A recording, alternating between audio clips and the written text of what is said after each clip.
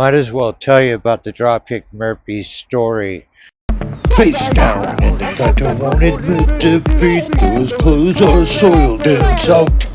There's a big strong man with a child's mind. Don't you take his booze away.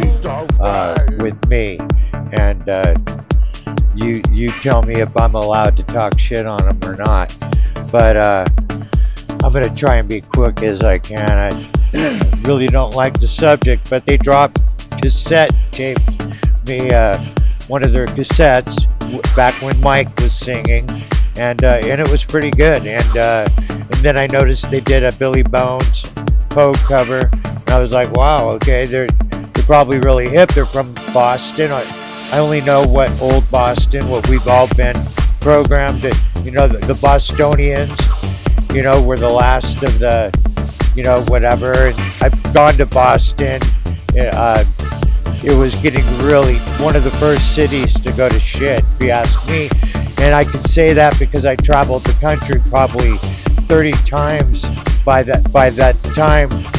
I already started my label, 1998. Finally got some money from Hellcat, and they sent a cassette to them too. So I used them on there, and then they get signed to Hellcat. Hellcat released both our records together, and or real close to each other. So I end up going on the road with these guys, and they're good, but I want you to know I have to listen to them. You have to live around these guys when you're on the road. And back then, it's real easy. I've been in punk rock all my life. These guys are not punks. Matt, or the first drummer that I was there when they switched over, was not a punk. It's a heavyweight Mexican. No, he was not even on the record, and I don't think. But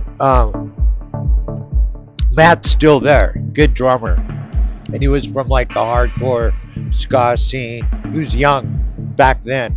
And then Ken Casey, he got together. They've told me the story over and over. Okay, they all wear Dockers. I'm not in. It's like, whoa, okay, goon. Back in our days, the yuppies wore Dockers, and they have a thing called camel toe, and it's really wasn't our thing. So me and Chuck, who's dead now, we used to play pool with these guys on the road, and they were sober. They would talk a sober speech every fucking night. Me and Chuck thought that was really ironic. Sober speech. Hi, we're the Dropkick Murphys. We're sober, and we're from Boston, and we really like the dude. We played with Boston. No one knew the Dropkicks for 3 months, 6 months after their record. Not in this. It took a while for them. We played the Rat with them in Boston. Very well known club with different levels and a few different stages. They had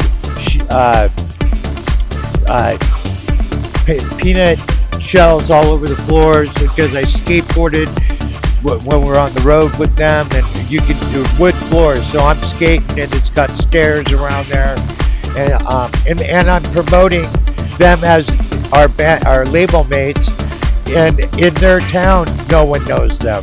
And I remember going on stage, you gotta stick around. This next band's from your area, and they're so great. They're called the Drop, and I mean, they're, happy. But anyway, they got big really quick. And don't you fret, Dwayne. I mean, we did upstate New York with them, some gnarly cracking the sidewalk touring with them. We had already been on the road for quite a while and doing the trenches, and real bad booking agents, real bad touring schedules all year round, and just crazy to keep relationships, sobriety, staying alive, drug problems back then. Other people worked too. Opiates in the 90s were really gnarly. Not like they are now though, but just in escalation from the 80s. But the Dropkicks, they're nice guys and all that stuff. They were sober, So me and Chuck, we're drinking, we're playing pool. I used to call him the Drop Sack Murphys because of Mike, who's this singer who could really sing, who ends up going to be a fireman, but sits on my knee. I go, Chuck, are you watching this? Because he was telling me, you got to get sober, Dwayne. You need to. I was like, look, get your fucking sack is on my knee. I asked, we were drunk, so we were laughing for a minute, but I had to hold it. Like, Chuck, look, his nuts are on me. I'm a big kid, so I don't know a lot of the homo shit, okay, or whatever. And I shouldn't, man. I mean, what the fuck, man? What, am I supposed to be cool if someone who's done it to me before totally jumped in bed naked? You can't even fight these naked dude. Gotta get them off and run. Anyway, so they're doing their show every night. They've got camel toes. I get the story from Rick Barton, the guitar player. How'd you guys get together? Well, Ken thought of the name. Goes to a Swingin' Utters show. Okay, goes to the Swingin' Utters merch. Sees the potential in merch. You know, Swingin' Utters, Irish. I got the name. Dropkick Murphy. Sounds like an Irish football team, you know? I even was like, for Al Barr, who's in the Bruisers, who can't sell a fucking record for the life of him.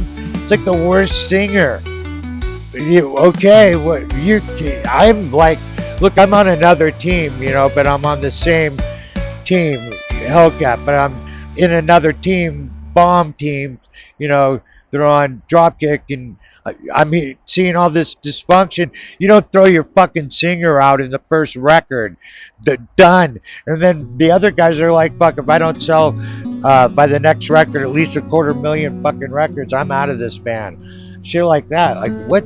Okay, so they're on a different contract, different money, different this and that. So we don't ask questions like that. But they're dumping fucking loot all over the place, dirty laundry. When you do time with these motherfuckers, you hear everything all the time. I mean, we went to okay, so what story? Okay, so Rick Martin teaches Ken the bass. They get it down and they put the songs together. And I mean, these guys can write. I've watched them when the computer writing came in, GarageBand.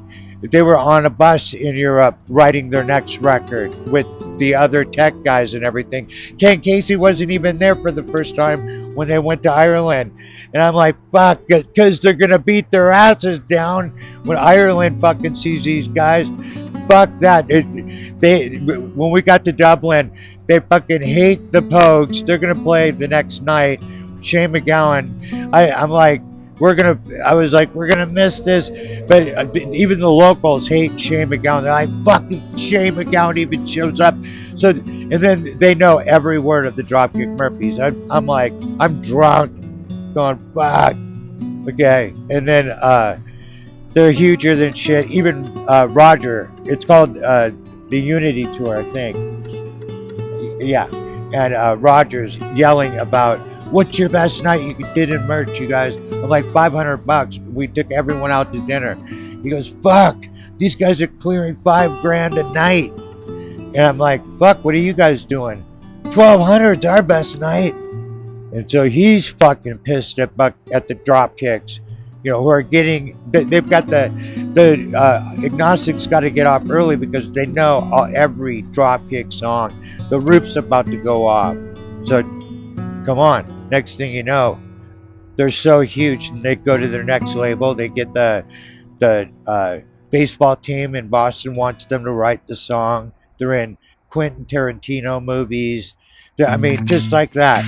A guy who's never been in punk rock in his life. Not the scene or anything. Just everyone welcomes come in because it's like our country. No one's from here, so they don't fight for anything here.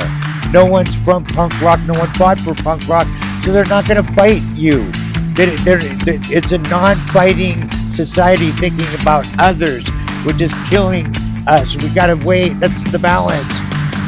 We got to think of others, but you can't do everything because of others, because lunacy is taken over.